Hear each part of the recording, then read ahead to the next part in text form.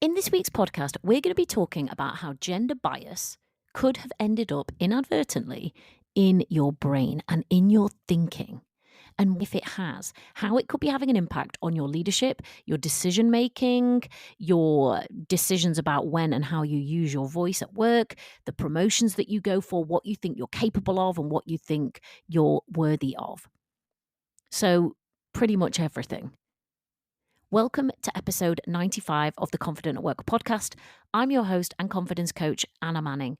And today I got a bit ragey preparing for this podcast. So let's see if that comes out today. One important thing I've realized coaching successful women is how much of what used to be systemic and blatant discrimination and gender bias has morphed into something which is much more subtle. So now you're in a position where you can get the job, you can lead the team, you can become the CEO if you want to. But it's not that long ago when the dominant thoughts and the dominant ideas that shaped our society didn't allow that to be the case. Ideas like women weren't born to be leaders, their characteristics made them unsuitable for making decisions and for running things. Women shouldn't, hold jobs outside of the home. And women's contributions or ideas were generally just less valuable than a man's, even if they were worth listening to at all. And views have changed. We can see evidence all around us that women are making waves in all different fields that historically they would have been denied access to. Yes, there's still work to do, but things are changing and things have changed. However, whilst most people's views have changed, and for the people listening to this podcast, I'm sure you believe that it's possible that you can do X, Y, and Z, that you should be able to have a career, have the kind of career that you want, not be held back by gender bias or stereotypes. You're probably with me on that. Not all of the world is with us on that, but I'm guessing you're probably with me on that. But what I see in my coaching sessions with women is that, and even inside my own brain, is that those outdated gender biases and stereotypes have ended up living within our own heads. And when I'm coaching someone, they become evident. They become evident within somebody's thinking. They become evident within somebody's doubts and within their fears. Which is perfectly natural, right? If you've been told something for hundreds of years, women can't do this, women shouldn't do that, it's no surprise that once those things start to change, those more subtle manifestations of those ideas are still going to exist. That's why we talk a lot about unconscious bias now, right? That's the bias which people don't even know that they have. It's buried in the structures of our thinking. And so we're not always conscious of it. We don't always see it. And some of this gender bias is buried in the constructs of our thinking outside of our unconscious awareness, but it is having an impact. And often I see that impact when somebody is sat coaching with me.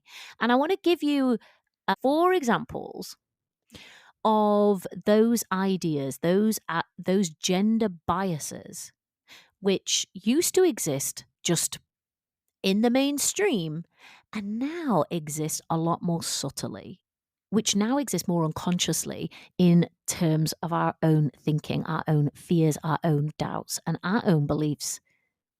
And obviously, we may not discuss these openly. We may not even be aware of them, but I come to be aware of them because of the privileged position I have of sitting with people in that confidential space and really hearing what their doubts and fears sound like. And I want to share some of them with you today because I want you to recognize whether some of these gender bias ideas and stereotypes have inadvertently ended up within your thinking. Have they inadvertently ended up within the unconscious mind? And are they having a subtle or not so subtle impact on you? The first of the 4 ideas is about, can I lead my way? I coach on this a lot. So I'm often coaching newer leaders or leaders who have had promotion, they're getting more and more senior. And something that people tell me a lot that they want to coach on around this is, it comes down to, can I lead my way? their way is a certain way. And often for the people who come to me, that way is they like to listen to people, they like to respect people, they like to be collaborative, they like to be understanding of people's personal lives, issues, all of those kinds of things. And very often, I see people doubting whether within a leadership capacity or within a more senior leadership capacity, that is really the way of leading. Can I lead like that? I.e., can I lead my way? I see a lot of doubts about people's like quote unquote style. Some people might call it a leadership style, but like who I am and how I would naturally lead if I didn't have any ideas in my head about how I should lead. This is how I would naturally do it. But is that actually okay? And have you ever stopped to think about why you might be thinking this? Why might you possibly be questioning or doubting whether or not you can lead in your way? Well, I don't think we have to look too very far to find what I think is probably the answer to that. There was historically an exclusion of women from leadership positions within our culture and society. And there still isn't equal representation across all spheres, whether that's industry, whether that's politics. They are outdated gender bias and stereotyped ideas that say that women are not cut out for leadership for many reasons, all bollocks. But when you've grown up in a world that's held those views and that has taught you those views, either explicitly or implicitly, is it any wonder that some of the doubt around being a woman leader might creep into your mind? Is it any wonder? Of course, there are going to be gender biases and stereotypes which have found their way into your mind. You have lived in a world, you have swum in a soup which has included those ideas, probably since you were born. So no surprise that you might have some doubt or some fear about whether you can lead your way. Most people will think of this as a personal issue, like they won't necessarily connect it to the wider societal impact. They won't necessarily notice that their thinking on this or their fear on this might just be informed by years of conditioning and years of gender bias. But wouldn't it be amazing if it hadn't been shaped by that? Even if you know something logically, like women make great leaders, we know that logically. But that doesn't take away from the fact that like hundreds or more years of gender biases about women and their ability to lead and command has been fed into our brains also. So there may be competing ideas even within you. And we probably, I mean, it might even be uncomfortable to admit that sometimes we're going to have gender bias ideas and sometimes we're going to be sexist, but I know I am. I've spotted moments where I've done it before, and I haven't done it because I've consciously wanted to. I've had gender bias and sexist ideas because I've lived in a society that has taught me them and taught me them well. So no surprise that when I'm coaching somebody about whether they can lead their way, we uncover these paradigms that exist in their mind and in their thinking.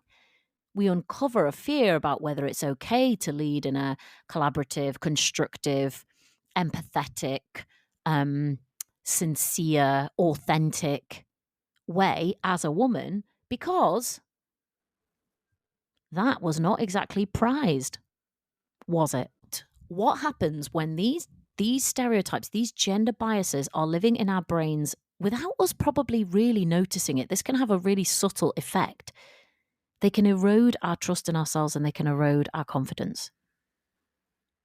And if you're a women leader and you've had doubts like this, I'm guessing you already know that those doubts may have eroded your trust in yourself and eroded your confidence. It doesn't have to be that way forever. You can change it, but in order to change it, you'd have to link the fact that this stuff exists in your head, these doubts and these fears exist in your head, not because of you, not because you are not cut out for it, not because you're not good enough, and not because your style isn't good enough or doesn't work. It clearly does, and that's why you've been promoted. But because there have been so many moments in your life where you have received information, either consciously or unconsciously, about women in leadership. And somewhere along the line, that has sunk into your brain. And when we dig around in that coaching session, we're probably going to find it. So just be aware. If you've ever questioned whether you can lead with your style, it's probably nothing to do with you. And it might be a lot to do with the society and the dominant ideals that you've been raised with, even if they don't seem to be the dominant ideals now. The next idea that I wanted to share with you is emotion gets in my way, or I'm too emotional, or I need to be less emotional at work. And I coach on this fairly frequently. And it kind of ranges from I want to just care less, I just don't want to care, to I want to care, but I don't actually want to show it. And again, there are moments where we have to keep not our emotions, but our responses when we feel a certain emotion in check. Like if I feel angry at work, that's fine. But I can't then go yelling at everybody because I feel angry. Or maybe I can in some workplaces, but in a lot of workplaces, they're going to say that's not appropriate. But this isn't the kind of emotion that most of my clients are talking about putting in check. Most of my clients wouldn't dream of shouting at everybody around the office. They are not those people. And all humans are emotional. That's how humans work. We are driven by emotion, men and women. And yet, there is this held idea, this gender bias. It's a deeply ingrained belief in our society that women are somehow more emotional and less rational than men. I don't know where anyone got that idea, given men are the ones that kill people in anger, but hey ho, there we have it. There is a deeply ingrained belief in our society that women are somehow more emotional and less rational than men. And that is a bad thing, especially when it comes to our working and professional environments. So, when you are thinking that you are too emotional or that your emotions get in the way, I'm not saying that there isn't legitimately something that you want help to feel through and think through and manage. But what I am saying is that some of our ideas about how we need to be less emotional are coming from this ingrained belief in our society that women are more emotional and less rational, and therefore they shouldn't be in the workplace. And not only that, but we do know, and the research shows, that women pay more of a penalty for expressing emotion in the workplace than men do. So it's like a double bind. When I was researching for this podcast episode, I looked at this Medium article by a woman called Teresa Gill, and it was good. I'll link it. But it gives a bit of a summary about a bit of a summary from literature about the belief that women are more emotional and less rational than men. And it starts with the ancient Greeks and Romans, who talked about a wandering womb causing all kinds of emotional mayhem. And then into the Victorian era, where women were seen as, well, let's face it, rich women were seen as delicate emotional butterflies who were in need of protection. And then in early psychology, so from Freud, theories that kept the stereotype, chugging along really nicely. And he said that women were prone to hysteria because of their biology and the anatomy of their souls. So great. Then on to the 20th century, when you think about media and advertising, and that has loved to paint women as teary-eyed damsels in distress, waiting for a man to swoop in and save them from their pathetic, miserable life. And all these portrayals throughout the years, and probably many more that you can think of, have reinforced this idea that women's emotions were weakness. So they couldn't possibly handle a leadership role or a demanding job, could they? Except here you are, in your demanding job, in your leadership role, with all those years of gender bias stereotypes living somewhere within your brain. So is it any wonder that I've never coached a man on how to be less emotional at work? But oh my, I've coached plenty of women.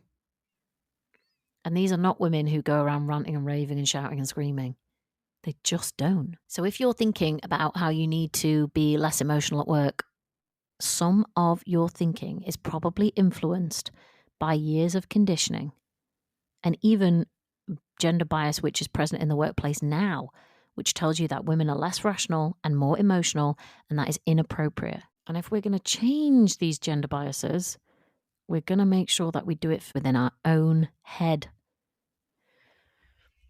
Okay. So the next idea is that some version of I should really feel guilty when I'm not sticking to admin and care work and or at home. And women often tell me this. So I coach people with good careers, but there can be an associated guilt with working. That they're not around for kids if they have them. They're not around as much as they should be for other caregiving responsibilities. They might not be able to run a home in the same way. And I don't think it's any wonder that this guilt which women experience is generally one-sided. So even if there are two working parties in a heterosexual relationship, so a man and a woman, I doubt the man's feeling that much guilt about the fact that he wasn't able to pick up the children or do this or do that or care for things properly, right? There may be that may be a thing, but it is not the general paradigm, is it? We don't see newspaper articles talking about how guilty men feel about the fact that they weren't able to do as much admin and care work because of their demanding job. But we do see that about women, and we do hear that about women. And maybe every time we see and hear that about women, it's just reinforcing the stereotype. I can even remember being taught this stereotype within my own family. And you probably have been too, whether explicitly or implicitly. Again, historically, we've been told that women's roles are in the home. Women's roles are to care for homes, care for children, care for men. It's not even that far ago or long ago that there was such thing as a marriage bar. And that was the practice of restricting the employment of married women. And I don't know if this happened in all countries, but it did happen in the UK, and I think some other English-speaking countries too. Up to the late 19th century, some up to the 1970s. And this tended to be where women had been allowed, quote unquote, access to more middle class professions like teaching or civil service work. So women who worked in factories, etc., they didn't quit work when they got married. But women, for instance, who worked in the civil service, they had to quit work when they got married. Even in the army, they had to quit work when they got married. Now, I mean, if that doesn't say a woman's job, especially when she's attached to a man, is to be at home and in the home, I don't know what does. And that didn't even end that long ago. So if you experience this guilt, if you feel some of this guilt around your career and not being in a position to dedicate yourself heart and mind to home and family and caring responsibilities, just know that some of that guilt is coming from or is influenced by the years and years of conditioning which you have been exposed to, which said that that is what women are supposed to do. And now they're supposed to do it despite the fact that they have a busy and demanding full-time job. They're still supposed to do it. How many things do you hear about women juggling? Can she have it all? So if you feel some of that guilt, just know the likelihood is that it's coming from ideas which you do well to surface and have a look at and see whether you agree with. I coached someone, oh God, I guess about 18 months ago now. And she was thinking about how to rebalance home and family life. We made just a really quick pie chart to say, okay, what percentage of time are you spending with work and family now? And like, what do you want? And when she was really honest with herself, she realized she actually wanted to dedicate more time to work, not less. And the reason that she wasn't was because of the guilt she was feeling. And her husband, who was in the same position as her, was not feeling any of that guilt. So if you're feeling guilt around your desire, if it is your desire, yes, there's a lot of people for whom it's no option. They have to work that many hours. They may have to work 2 jobs. They don't get any choice and they'd rather be at home with their kids or their family or doing something else. I'm not talking about that. I'm talking about the moments where your desire is to do your work. Your desire is to be within your career. But that gender biased idea about women and home and caring and those responsibilities is the thing that's creating that guilt. Don't let it. All right, the last idea that I have to share is something to do with women using their voices. And I can't tell you the amount of times I've coached people, and we coach on when and how somebody makes a contribution, shares an idea, uses their voice. And there's lots of different facets to this. For some people, it's just in challenging situations that they're going to find it harder and they may need a bit more support in order for them to just do that and do that confidently. But for some people, it can be, I'm in a safe environment and it's fine, but I'm still going to question whether my idea is good, whether it's right, whether it's worthy of being heard, and therefore I may not say it. Well, the first thing that I think about is the fact that in the UK, I don't know if this happened in other countries, but in the UK, women were forced to wear what they called a scold's bridle, which is like a metal contraption that would go over the head and in the mouth to prevent somebody from speaking. It's barbaric. Google it and look at a picture of it. So women who talk too much would be made to wear a scold's bridle. And I even remember there being jokes to me when I was a kid, because I was allowed, about if I'd have been born back in those days, I would have been wearing a scold's bridle. And I was like, yeah, I definitely would have. Probably having fruit thrown at me in the local square as well. But there is such a history of women's voices being quiet, silenced, shamed, criticized, demeaned, belittled. And when I think about the history of voting, even, that traditional place in society kept women out of the political sphere.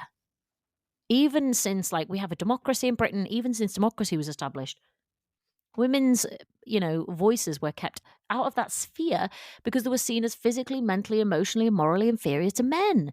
And it was felt they couldn't be trusted to vote rationally. A woman's sphere of influence should be in the home, should be raising children, and public life and politics was to belong to the male sphere of influence. And women didn't need to vote, right? Their husband took that responsibility. And women really weren't even capable of understanding politics, right? They were the dominant ideals. They were what generally people thought. Yeah, there always would have been people who knew that was rubbish. But when I think about that basic ability to use your voice in order to select the government who you will be governed by, women were even told, no, you can't do that. So what chance and what hope did they have of being taken seriously for all of the wisdom that they possess? Precious little. And it wasn't until 1928, which wasn't that long ago in the scheme of things, that women in England and Wales and Scotland were able to vote on the same terms as men. And that was over the age of 21. And even now, the research shows that women are more likely to be talked over and not credited with their own ideas in the workplace. And that's workplaces that appear to be all fine as far as gender's concerned. So if you ever have a doubt about whether your idea is valid, about whether you're going to sound stupid, or about whether this is the right thing to say, just know that doubt may not have been planted by you. That doubt may have been planted by a seed which has been growing into a huge tree somewhere inside your head for the hundreds and hundreds and hundreds of years that women were told, wear a scold's bridle, be quiet, your view is unimportant and not equivalent with a man. You can't even vote. Your view isn't valid. And even now get talked over more and credited. Other people get credited with their ideas even when they share them. Is it any wonder that sometimes I end up coaching people who, even though they're really experienced and even though they have a lot of ideas to share, they have contributions, they have challenges, this stuff is in their mind because they are capable and they are educated and they are successful people. But there is this thing in their head which is like, oh, maybe you shouldn't say that. Maybe you're going to sound stupid. Do you really know if this is the correct answer? You'll really ruin your reputation if it's not. And when you think about the history that we just went through, and that's a potted history, right? There's loads more. Is it any bloody wonder that people question whether or not they should say something? No, it's no wonder that that happens. So if this is you, don't be blaming yourself. If you identify with any of this stuff that I've said today, for the love of God, do not be blaming yourself. Women have been doing that for too long. But do try and recognize that some of the things that we've talked through today could be living within your unconscious mind. They could be within your thinking. That gender bias might still exist within you because of all of the years where it's been spoon-fed to you. It would be amazing if it wasn't. But just notice whether it's having an impact on you. Is it causing you guilt? Is it causing you to be quiet when you don't want to? Is it causing you to think that emotion gets too much in your way? Is it causing you to question whether or not you really can do this and whether you really can lead and whether you can lead in your own way? So there's a lot of talk these days about how we shouldn't be changing women. We should be going for the roots of this systemically. And yes, I agree with that. And we should, or I realize, be letting you know what it is that I see from this privileged position that I have of sitting down with people and they allow me to rummage through their brains in order to help them and support them and to, send them out back into their workplaces to be just the badasses that they already are more easily. Tackling discrimination and bias has to happen at that strategic level, but it also has to happen at the level of our own thinking. And we need to learn to notice when thousands of years of socialization are still alive and well within our own brains. I will try and notice it all of the time.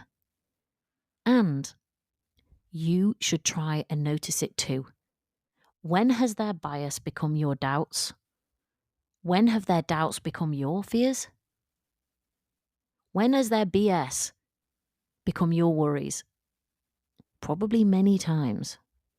And I hope this podcast can help you to notice some of them. All right, that is what I have for you today. If you want to come and work with me, there are two options. One, you can come and do private confidence coaching with me. There is a link in the show notes, and you can click the link to book a call to explore coaching. I'm happy to talk you through whether or not I think I can help you, what your particular challenges are, and go from there. Number two, we have a newly launched membership club. And so far, I haven't really shared that much about it on the podcast or really on social media. I've mainly been sharing it with the people who are in my email list and my current clients. But we have a new thing called the Members Club. And that Members Club, we have our first call on the 13th of May. So I'm quite excited about that. The calls are in the diary for the whole year. We have a call every other week that you can drop in and get some coaching or just listen in. We have a online platform where you can access digital on-demand training to help you with loads of this stuff. And we have a private podcast. So if you like what you hear here and you think you would like to be part of a membership, a community of women getting support and guidance and just love as you navigate your career, then take a look. There's a link in the show notes. You're very welcome to come and join us. All right. I will see you in next week's episode. Bye.